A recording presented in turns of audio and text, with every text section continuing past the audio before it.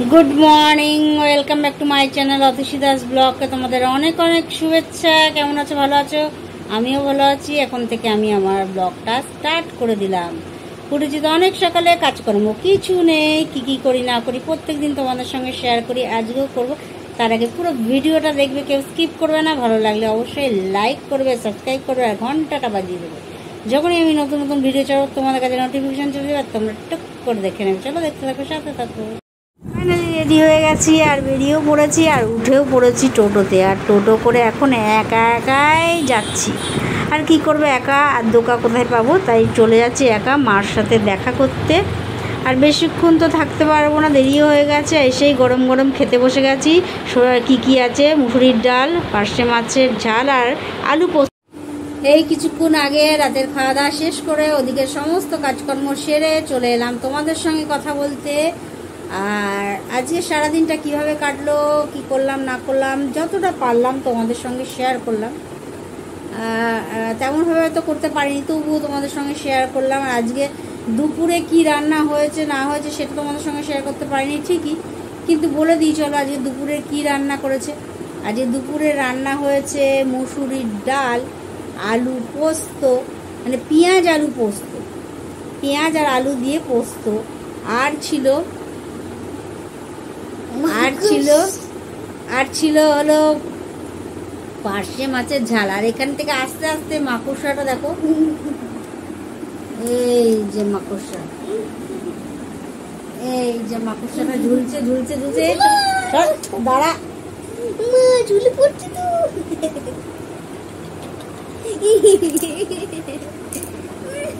কোথায় গেল রে? তোমার মাথার উপরে। কই কি সমস্যা, মাকড়সা কোথা থেকে এলে? এই দেখ মাকড়সাটা, 1 মিনিট মাকড়সাটা ফেলে নি। কথা বলতে বলতে কোথা দিয়ে যেন সেই কি মাকড়সা বলো তো এগুলো? ওগুলো হলো ওই যে ছোট ছোট সেই ছোট এইটুকুটুকু মাকড়সাগুলো থাকে না, যেগুলো গায়ে উঠলে সবাই বলে নতুন জামা কাপড় হবে, সেই মাকড়সা এটা। তা আমারও মনে হয় নতুন জামা কাপড় হবে। যাই হোক, কালকে রথযাত্রা, তাহলে রথযাত্রায় যদি নতুন জামা কাপড় হয় তাহলে মন্দ না, বেশ ভালোই হয়। কিন্তু কে দেবে নতুন জামা কাপড় এই মুহূর্তে? কেউ তো দেওয়ারও নেই। সুতরাং আশাই মরে চাষাম, আমি হলাম তাই। তা সেটা ভেবেই আনন্দটা উপভোগ করি। সুতরাং নতুন জামা তো এই মুহূর্তে সম্ভব নয়। হ্যাঁ, নতুন জামা অবশ্যই আছে, যেটা আমার বানানো, সেই জামাটা এখনও রয়েছে, পরিনি। তবে ইচ্ছা আছে কালকে সেই জামাটাই পরেই জগন্নাথ দেবকে দর্শন করব এবং তার রথের দড়ি টানব, জয় জগন্নাথ বলে। যাই হোক চলো, আর আজকে সারাদিন কেমন কাটলো সেটা তোমাদের সঙ্গে শেয়ার তো করবই। তার আগে বলে দিই আজকে রাত্রিরে কি খেলাম না খেলাম, সকালে কি রান্না হয়েছে সেটাও তোমাদের সঙ্গে শেয়ার করলাম। যে মুসুরির ডাল, আলু পোস্ত, পার্শে মাছের ঝাল সর্ষে দিয়ে। আর সাথে তো সেদ্ধ এগুলো ছিল, সেগুলো আমি খাইনি। তা আমি যেগুলো খেলাম সেইগুলো তোমাদের সঙ্গে শেয়ার করলাম। আর রাতে আজকে ছিল হলো গরম গরম হাতে করা আটার রুটি, আর ছিল আলু পোস্ত, আর ছিল পার্শে মাছের ঝাল। আর মুসুরির ডালও ছিল, কিন্তু পার্শে মাছের ঝাল আর মুসুরির ডাল এই দুটোর মধ্যে শুধু আমি পার্শে মাছের ঝালের মধ্যে থেকে মাছটা খালি নিয়েছি, কোনো ঝোল টোল নিইনি। আর পুরো রুটিটাই খেয়েছি আলু পোস্ত দিয়ে, মানে পেঁয়াজ আলু পোস্ত দিয়ে। আর আলু পোস্তটা সত্যি লাজবাব, যার কোনো জবাব নেই। দারুণ হয়েছে। আর সুতরাং আজকে ওই জন্য সবাই মিলে আজকে আমি তো, যে তোমরা জানো যে ভাত ছাড়া আমার একদম হচ্ছে না। আমি ভাতটা একটু বেশি পছন্দ করি, যদিও রাতে এতটুকু যদি ভাত হয় বেশ, সেটাতেই আমি সন্তুষ্ট। কিন্তু আজকে এখানে সবাই মিলে আমরা রুটি খেলাম, ওই আলু পোস্ত হয়েছে সেই কারণে রুটি। সুতরাং আজকে ভাতের দেখা নাই রে, রাতে ভাতের দেখা নাই, রুটির দেখা পায়। যাই হোক, এই ছিল রাতের ডিনার। আর আর আর আর অন্য সদস্যরা যারা আরও অন্যরা খেয়েছে তারা হলো কেউ কেউ রুটি খেয়েছে। আলু পোস্তটা তো একদম মাস্ট, ওটা তো একদম থাকবেই। কেউ কেউ রুটি খেয়েছে আম দুধ দিয়ে, কেউ কেউ রুটি খেয়েছে আচার দিয়ে। আর তুই কী দিয়ে খেয়েছিস? আমি খেয়েছি রুটি, পাশে মাছের ঝাল, আর ডাল, মসুরির ডাল, আর হচ্ছে আলু পোস্ত। ওইটা তো আমি ছাড়বো না। আর আজকে ওইটা আমি বেশি করে নিয়েছি, বেশি এতটা নিয়েছে, যাই হোক ভালো হয়েছে। আমিও অতটা নিয়েছি, কেননা তিনটে চারটে, হ্যাঁ আজকে চারটে রুটি খেয়ে নিয়েছি আলু পোস্ত দিয়ে। আলু পোস্ত দিয়ে এই 4টে রুটি খেয়েছি। যাই হোক, তাও মনে হচ্ছে না পেটটা যেন ভরেনি। এই রুটি খেলে আমার এরকম হয়।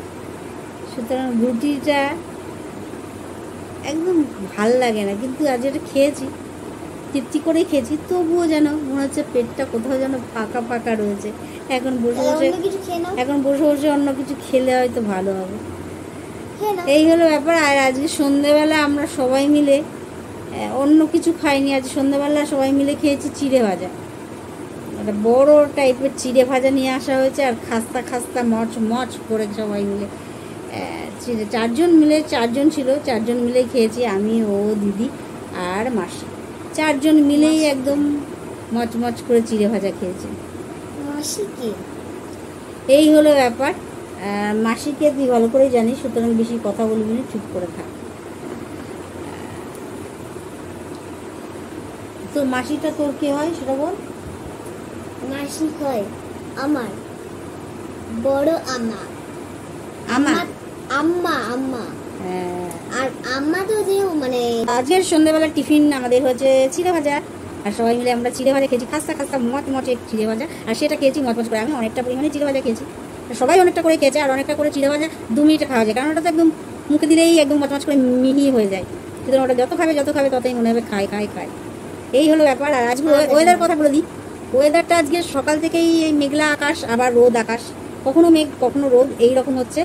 আর মাঝে মাঝে দমকা মানে হাওয়া দিচ্ছে, আর ঝেপে বৃষ্টিটা আসছে, মানে বর্ষাকালে যেমন বৃষ্টি হয় তেমনি ঝেপে বৃষ্টিটা এসেই থেমে যাচ্ছে। মানে যেখানে মেঘ সেখানে বৃষ্টি, এইটা হলো বর্ষাকালের বৃষ্টির সিমটম। সুতরাং এইটা দেখেই বোঝা যায় যে বর্ষার বৃষ্টি এরকমই হয়। এমন করে নামছে বৃষ্টিটা, ঝমঝম করে যে নামছে, মনে হচ্ছে যেন এখনই ভিজে যাবো। ও মা, যেই দৌড়াদৌড়ি করে এদিক ওদিক যাচ্ছি, তারপর বৃষ্টিটা থেমেও যাচ্ছে। এই যখন বেরোতে গেছি তখন বৃষ্টি পড়ছিল ব্যাপারটা, তারপর ঠিক হয়ে গেছে। আবার যখন আসছি টোটো থেকে নেমেছি তখন ঝমঝম করে বৃষ্টি নেমেছে, নেমে আবার থেমে গেছে। কী বৃষ্টি নেমেছে আর কী বৃষ্টি হচ্ছে সে বৃষ্টির কোনো ঠিক ঠিকানা নেই। এই তো অনেকক্ষণ ধরে যে বৃষ্টি হবে, তাহলে সে অনেকক্ষণ ধরে বৃষ্টি হলে তো ওয়েদারটা একটু ঠান্ডা ওয়েদার হয়, তেমন কিচ্ছু না। যাই হোক, গরম যেমন আছে তেমনই আছে, কিন্তু কিছুদিন আগে যেমন গরম পড়েছিল তার থেকে অনেকটা স্বস্তি। আজকের দিনটা অন্তত অনেকটা স্বস্তি। কালকে আবার রোদ উঠলে কী হবে তা জানি না, আজকের দিনটা অনেকটা স্বস্তি। এই হলো মোটের ওপর মোটামুটি সারাদিন। আজ বৃহস্পতিবার, আর বৃহস্পতিবারে পুজো তো থাকে। পুজো তো বৃহস্পতিবারে শুধু পুজো হয় না, প্রত্যেক দিনই পুজো হয়। তাও আমাবস্যার পরে সমস্ত কিছু পরিষ্কার পরিচ্ছন্ন করে মোছামুছি করেই পুজোটা দেওয়াই উচিত। এই জন্যই আজকে অনেকটা দেরি করেই আমাদের খাওয়া দাওয়াটা হয়েছে। যাই হোক, রাতের খাওয়া দাওয়া এখানে তাড়াতাড়ি হয়ে যায়, আর 10টার মধ্যে আছে তো অনেকটা তাড়াতাড়ি হয়ে গেছে। 10টার মধ্যে মোটামুটি খাওয়া দাওয়া কমপ্লিট। আর এখন আমরা স্কুলে 10টার মধ্যে খাওয়া দাওয়া হয়ে গেছে, খেয়ে দিয়ে উঠে দাঁত ব্রাশ করে হাত মুখ ধুয়ে একদম চলে এসেছি, এখানে বসে আছি। আর আরেকজন হলো টিউশনি পড়াতে এসেছিল, পড়াশোনা করে তারপরে আর পড়তে বসে। তারপরে পেন খুঁজেছি। কেন? পেন তো কিনে দিয়ে গেল। হ্যাঁ, বাবা একটা কিনে দিয়ে গেল, আমার পেন নিকাল শেষ, বাবা কিনে দিয়ে গেল। তারপরে আবার বাবা টয়লেট থেকে পেন বের করলাম, দুটো এক্সট্রা পেন কিনলাম। দুটো এক্সট্রা পেন তুই নিয়েছিস কেন? নিয়েছি কারণ একটা কারণ আছে। তুই ওই দুটো পেন বড়কে দিয়ে দিবি? একটা পেন নেবো, একটা পেন দেবো। কেন? একটা পেন নিবি, একটা পেন নিবি, তো 3টে পেন কোন দিবি? আজকে তো নতুন একটা পেন এনে দিয়েছি, তুই একটা পেন নিবি আর 2টো পেন বড়কে দিয়ে দিবি। 2টো পেন করতে গেলো বাবা একটা দিয়েছে, আর টয়লেট থেকে একটা বের করলো। 2টো বের করছি, টয়লেট থেকে 2টো বের করলাম। তাই তো বলি, টয়লেট থেকে 2টো বের করছি। এই মাত্র তো বলি টয়লেট থেকে 2টো বের। আপনারা যদি কমেন্টে, আপনারা যদি ভিডিওটা দেখেন যে আমি 2টো বের করেছি, তাহলে নিশ্চয়ই কমেন্টে বলবেন।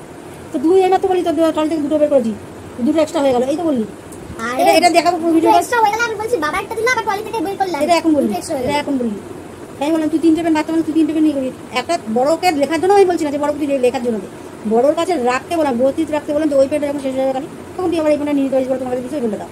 বড়কে একবারের মতো দিয়ে দিতে বলছি না, তুই 3টে প্যান্ট একসাথে নিয়ে যাবি কেন, তো হারিয়ে ফেলবি। আর আমি 3টে প্যান্ট নেওয়ার কথা বলছি, আমার কাছে 2টো তো প্যান্ট আছে, আর একটা থেকে তো আমি তো তাই ভাবলাম যে একটা প্যান্ট কিনে নিয়েছে আর 2টো প্যান্ট টলি থেকে বের করছিস।